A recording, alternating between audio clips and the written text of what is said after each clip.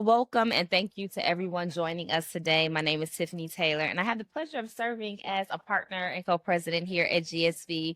And I get the opportunity to wear a number of different hats. But one of the hats that I wear that I love the most is helping to lead our Innovators of Color work. And I am so excited that we have Nancy Gutiérrez with us today, one of our 2025 Innovator of Color honorees. Congratulations, Nancy. Thank you, Tiffany. So honored. So So you humbled. are the president and lead executive officer of the Leadership Academy. Tell us a little bit about your early days as a teacher. You were a principal in East San Jose, Yes. where you led both high performing schools and school turnarounds. Yes. You've had a national impact, and all of your work has centered on developing forward thinking schools and system leaders who are shaping the future of education. Yes. When you think about your journey as an education leader, what inspired you to dedicate your career to developing strong school and systems leaders? Well, thank you for the opportunity to be here. I remain so humbled Yes. by this moment. And, it makes me think back to my home community. Okay. The thing I'm most proud of in life is that I gave back to the home that raised me. Yes. And of course, in thinking about that, I have to think of the young people who live there and who I've had the honor of serving. And one comes to mind that I want to talk about today, Carlos Gonzalez. Okay. And Carlos, so I had just started the Leadership Academy. I mean, I have been in districts the majority of my career. Yeah. And I had just moved to this nonprofit, the Leadership Academy. Yeah. And we were in Long Island City, in Queens. It wasn't an easy building to find. Yeah. And suddenly I hear like somebody come into the front office and, hey, I'm looking for Ms. G. Has anybody seen Ms. G? And everyone was like, and I remembered it from years prior when I was a principal. I didn't know who it was, but I jumped up. Uh-huh. And he's like, Ms. G. And I said, oh, and I didn't recognize him. And Okay.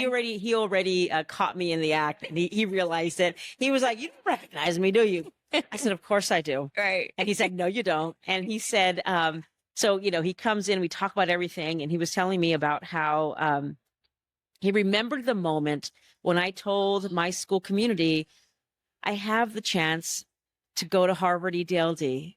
It's a full ride. I wouldn't leave for any other reason but this moment. Yeah. And it was both a mixture of excitement and sorrow to have to leave my home. But they got it. They were. Yeah. I said, but listen, I'll see you there. Yes. And when you come out to Cambridge, when you come out to do your work, like, I'll take you to lunch. And he said, Ms. G, I'm here for my lunch. He said, I just got into Harvard. I love that. I said, what?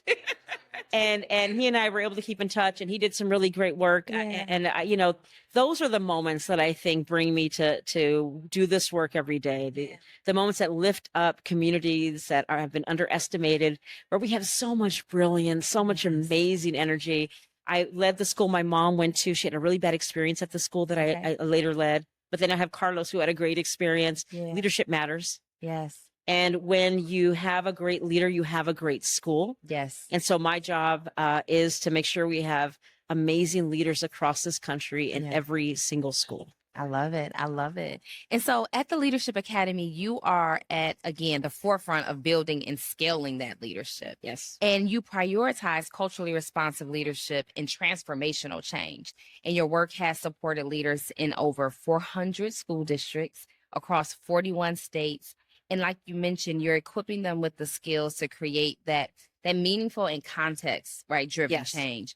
When you think about your work and when you think about the word innovation, what does that mean to you? And how does your work at the Leadership Academy drive innovation in a way that doesn't just change, right, what you're driving towards, but actually scales impact?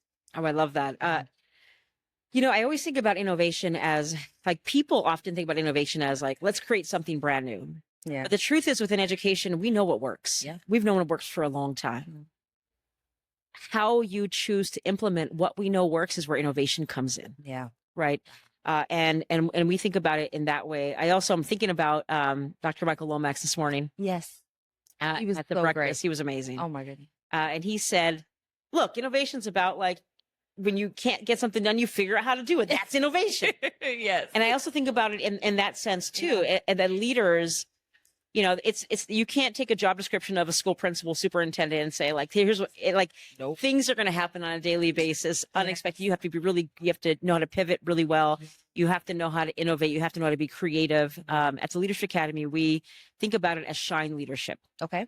SHINE stands for S, student centered, innovative, I, H, high expectations, innovative, nurturing, and engaged. Yes. And how our leaders are given platforms and spaces to try on, to experiment, to really play with ways to get to the same goal in ways that meet the needs of our current teachers, our current students. That's going to change over time. Yeah. But whether or not we know what works, we do. Yeah. And I want to be clear about that, right? It's not always about creating something brand new and shiny. It's about how are you implementing what already works and how are you creating the space to really grow in your capacity to do that. I love that framework of SHINE. Yeah.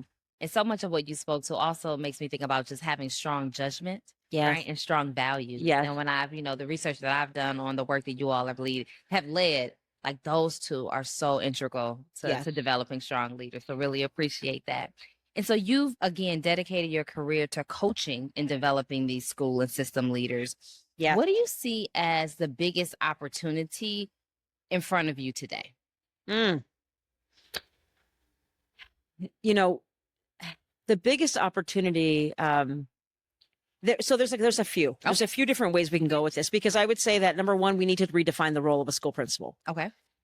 Right now, it is like we need really effective leaders, and it's not the most desired job. Let's put it that way. We're having trouble getting teachers to join our profession, to stay in our profession, principals to join, stay, superintendents.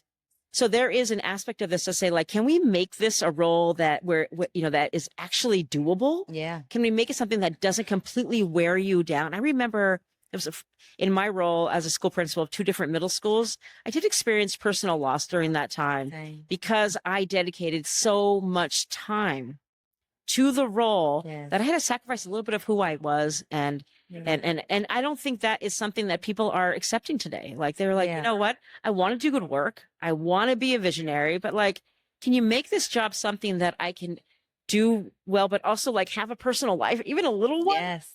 So I think there's a big role around redefinition. That's going to take time, a lot of negotiation, and a lot of. There is another thing an opportunity that we're not taking advantage of, and you mentioned coaching, and I'll connect it to: are we investing in our leaders? Are we pouring support into our leaders in a way that they need today? Yeah.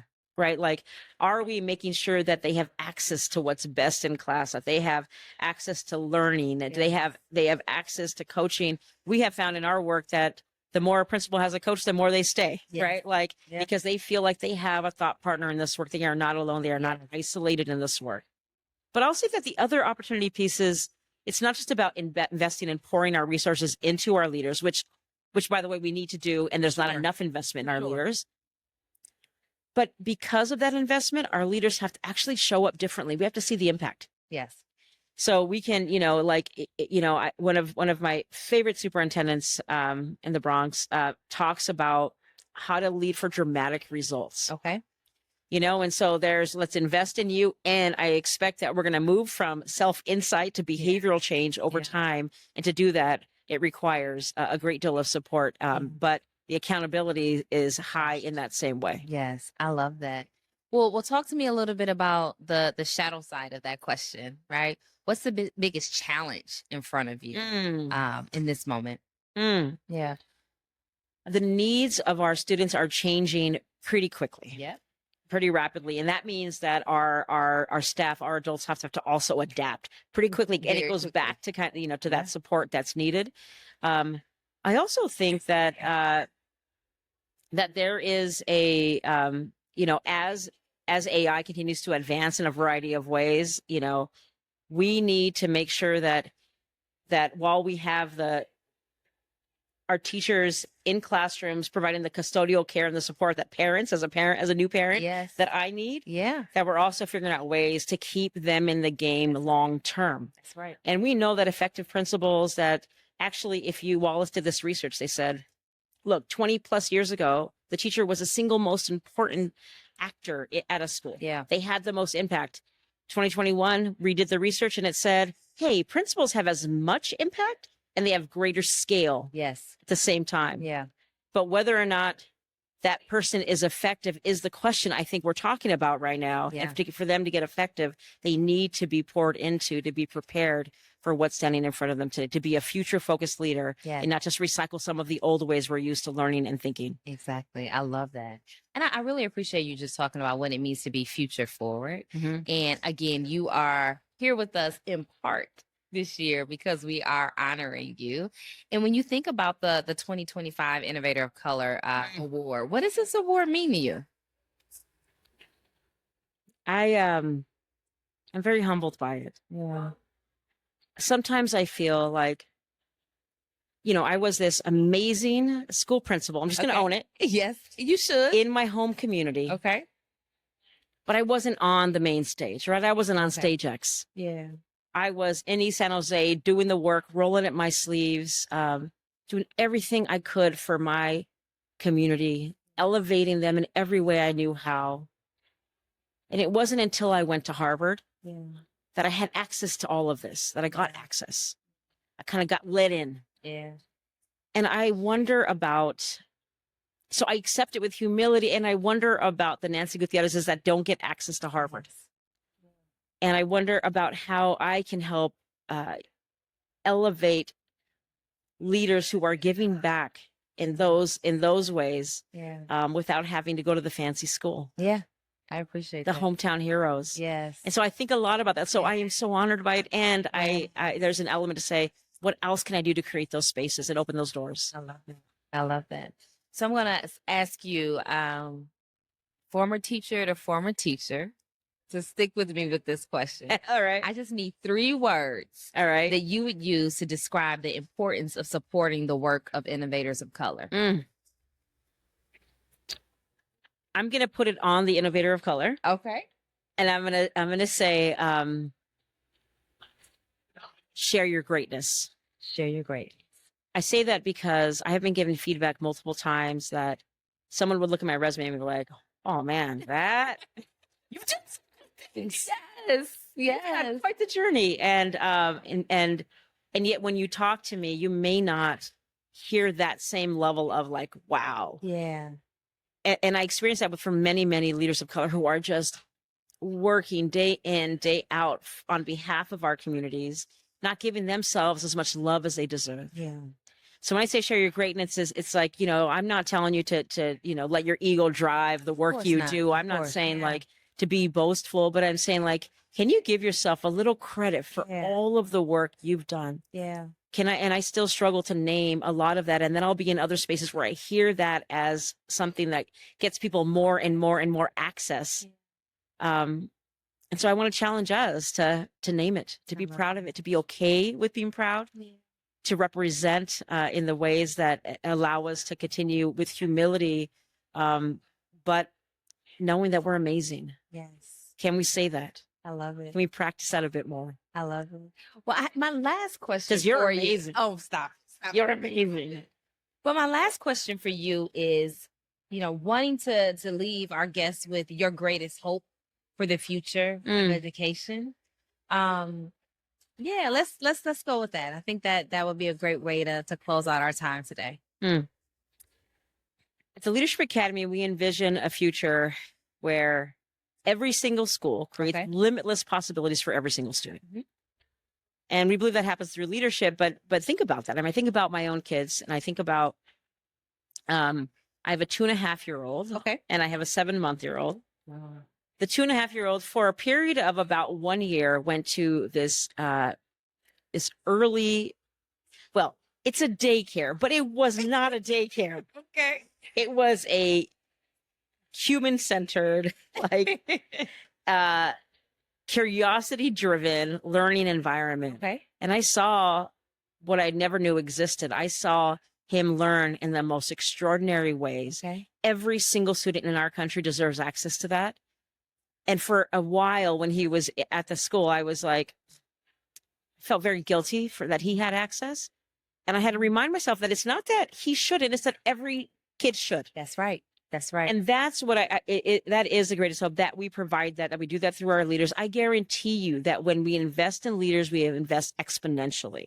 Yeah. When we want to keep our teachers, when we want to keep them happy, when we want to have less exclusionary discipline, when we want to create cultures of excellence and high expectations, put a great leader there. Right. So I want to remind everyone of the importance of that it is not investing in one person. It's investing in scale. I love it. In systems change. I love it. I love it. Well, congratulations again for being a 2025 honoree. But most importantly, thank you for all that you do for our communities and communities around the country. Thank you, And hopefully one day around the world. I'm gonna just put that out there. Your brilliance I'll accept is something that needs to be shared and experienced by all. And I'm really grateful, Nancy, that we have been brought together by the ASU GSB community. I am as well. Thank you. All right. Thank you. All right. It's a wrap. Boom.